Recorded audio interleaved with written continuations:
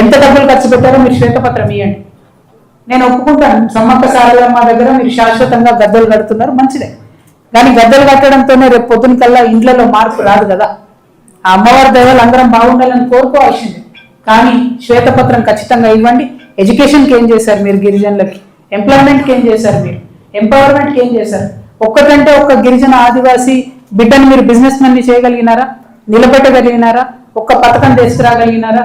ఏం చేసిండు మీరు? శ్వేతపత్రం ఇవ్వాలని చెప్పి నేను డిమాండ్ చేస్తా ఉన్నాను. అదేవిధంగా సింగరేణి సంస్థ కూడా కొంచెం సానుకూలంగా గిరిజనుల పక్షాన ఆలోచన చేయాలని కూడా నేను డిమాండ్ చేస్తా ఉన్నాను. ఇక మేము మొదలుపెట్టిన తర్వాత ఈ యాత్ర కొత్తగూడెం జిల్లాలో ఫస్ట్ రావడమే మేము నాగుల్ మీరా అనేటటువంటి దర్గాకి వెళ్ళినాం ఇల్లందుకి. ఆ ఇల్లందు ఇదివరకు ఇల్లందు ఎప్పటికైనా కూడా అసలు బొగ్గు పుట్టిందే అక్కడ.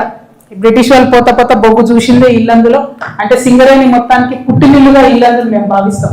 కానీ అటువంటి ఇల్లందులో ఇవాళ కొత్త మైండ్స్ ఓపెన్ చేయకుండా ఉన్న మైండ్లను మూసేసి అక్కడ మైండ్లో పనిచేస్తున్న వాళ్ళని కూడా వేరే దగ్గరికి డిప్యుటేషన్ పంపించి ఇల్లందు అనేటటువంటి దానికి కళ లేకుండా చేశారు. ఇది చాలా దారుణం. ఏ ప్రభుత్వం చేసినా ఇది అన్యాయమే. అక్కడ కొత్త మైండ్లు, మాన్యువల్ మైండ్లు తెరవగలిగే కాడికి తెరవాలని నేను కోరుతున్నా. మేము నాగుల్ మీరా దర్గా కాడికి పోవడం జరిగింది. ఇల్లందులో చాలా అద్భుతంగా ఉంది. అక్కడికి అందరు వెళ్ళారు, అందరు మంత్రులు వెళ్ళారు, అందరు మొక్కులు తీర్చుకున్నారు.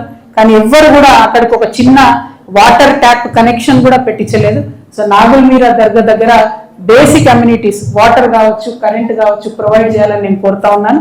ఫారెస్ట్ వాళ్ళు ఆ దర్గా నిర్వహించడానికి ఇబ్బందులు క్రియేట్ చేస్తున్నారు. దర్గాతో పాటు అక్కడ రామచంద్ర స్వామి కూడా ఉన్నాడు. అద్భుతంగా రాముని పట్టాభిషేకం కూడా అక్కడ జరుగుతుంది. మరి దానికి సంబంధించి కూడా శ్రద్ధ పెట్టి మరి గవర్నమెంట్ పనిచేయాలని చెప్పి డిమాండ్ చేస్తున్నాను.